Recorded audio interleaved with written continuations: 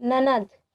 शिखा परिवार की लाडली बिटिया या फिर यूं कहे कि परिवार की आन बान और जान। जब घर में होती तो ऐसा लगता मानो घर में आसमान टूट पड़ा हो। घर में इधर उधर धमा चौकड़ी करना और खूब सारी बातें करना उसके पसंदीदा कामों में से एक था। शिखा के दादाजी शिखा को बहुत प्यार करते थे, लेकिन आजकल उन्हें शिखा की एक चिंता और खाए जा रही थी, और वो थी शिखा की शादी की चिंता। बस दादाजी अब हर परिवार में शिखा का ससुराल ढूंढते, लेकिन शिखा को शादी नाम से ही इतनी चिढ़ थी कि शादी का नाम सुनते ही वह गुस्सा होकर मुंह फुलाकर दूसरे कमरे में बैठ जाती। खैर, थोड़ी देर में उसका गुस्सा खुद ब खुद उतर जाता और वो वापस अपनी धमा चौकड़ी में व्यस्त हो जाती। काफ़ी खोजबीन के बाद भी शिखा के दादाजी को कोई ऐसा परिवार नज़र नहीं आया जहां वे अपनी लाडली बिटिया की शादी कर सके। इसलिए उन्होंने अपने बचपन के दोस्त से इस बारे में राय लेने का निश्चय किया। बस फिर क्या था, वे अपने दोस्त राय बहादुर से मिलने बरेली की ओर निकल पड़े। अगले दिन जब वह बरेली पहुंचे तो राय बहादुर ने स्टेशन पर ही उनके लिए गाड़ी भेज दी थी। 10 साल बाद अपने बचपन के दोस्त से मिलने के लिए वे भी बड़े उतावले थे। गाड़ी धीरे धीरे राय बहादुर के घर की ओर बढ़ी।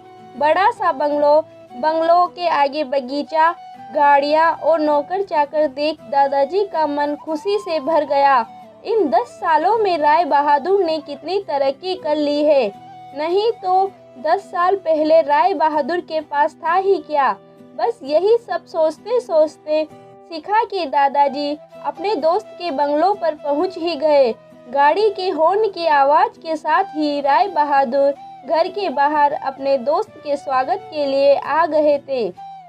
अपने दोस्त को गले लगाकर वे दादाजी को अंदर ले गए। घर अंदर से भी काफ़ी शानदार था। अपने दोस्त की संपन्नता को देख शिखा के दादाजी भी फूले नहीं समाये।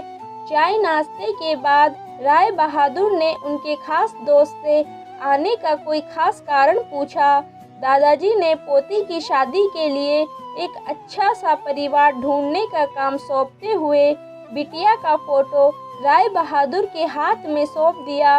राय बहादुर भी अपने बेटे विक्रम के लिए एक सुयोग्य कन्या की तलाश में थे। फीके नैन नक्श चेहरे पर तेज और एक बार में ही किसी को पसंद आने वाली शिखा बिटिया को फोटो में देखकर ही उन्होंने शिखा को अपने घर की बहू बनाने का फैसला कर लिया।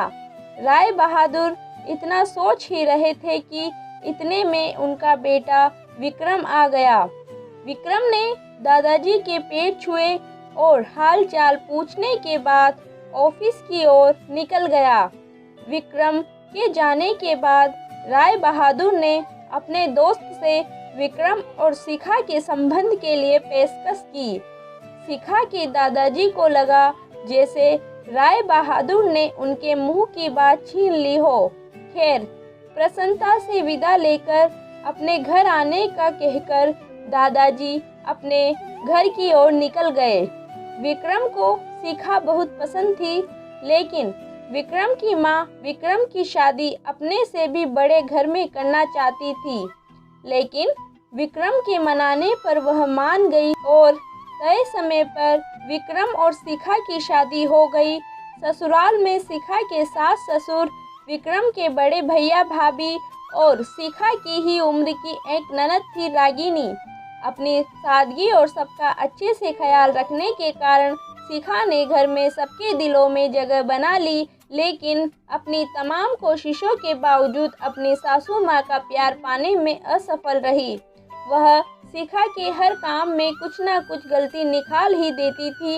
अपनी शादी की रात को ही विक्रम ने शिखा से साफ साफ कह दिया था कि घर के किसी भी मामले में मैं बिल्कुल नहीं बोलूँगा, ना तो मैं किसी बात पर माँ से बहस करूँगा और ना ही तुम्हारा साथ दूँगा। तुम्हें अपनी समझदारी से ही काम लेना होगा। लेकिन शिखा की लाख कोशिशों के बावजूद भी सासू माँ के व्यवहार में कोई परिवर्तन नहीं आ रहा था। शिखा की ननद जरूर उसकी माँ से शिखा भाभी के प्रति इस तरह के व्यवहार पर उलझ जाती, लेकिन इससे भी केवल बात बढ़ने के अलावा कुछ नहीं होता। इसी तरह करीब 1 साल निकल गया। शिखा और विक्रम को जुड़वा बेटियां हुई। यह समय शिखा के लिए अग्नि परीक्षा का समय था। शिखा का दर्द शिखा के लिए आंसू बन गया था। ससुराल में शिखा को संभालने वाला कोई नहीं था। विक्रम और उनके पापा ने शिखा को अपने मायके भेजने के लिए पहले ही मना कर दिया था।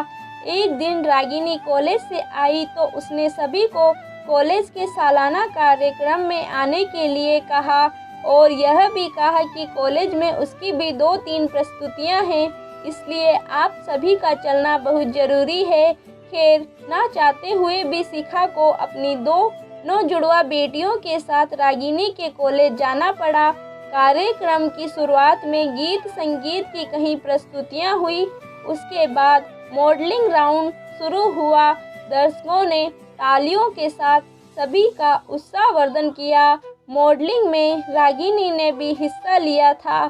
आखिरी राउंड में रागिनी के साथ 4 और लड़कियों को भी सिलेक्ट किया गया, जहां सभी से जज द्वारा एक सवाल पूछकर विजेता घोषित करना था।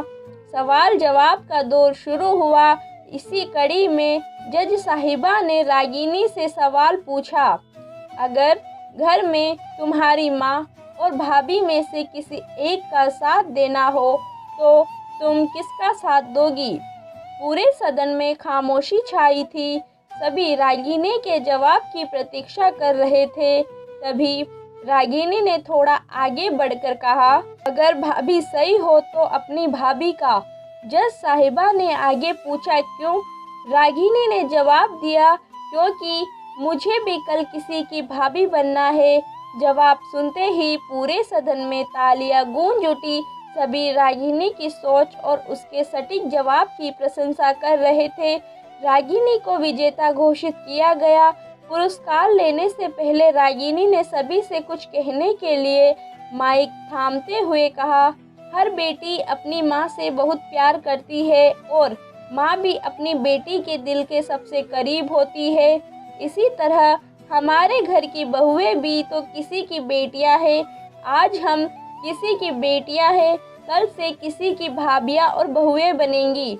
अगर कल से हमें कुछ दुख हुआ तो हमारी माँ को भी दुख होगा और इसी तरह हमारे घर की बहू को दुख हुआ तो उनकी माँ को भी दुख पहुँचेगा। और इस दुनिया में किसी भी इंसान को किसी की भी माँ को दुख पहुँचाने का कोई हक नहीं है।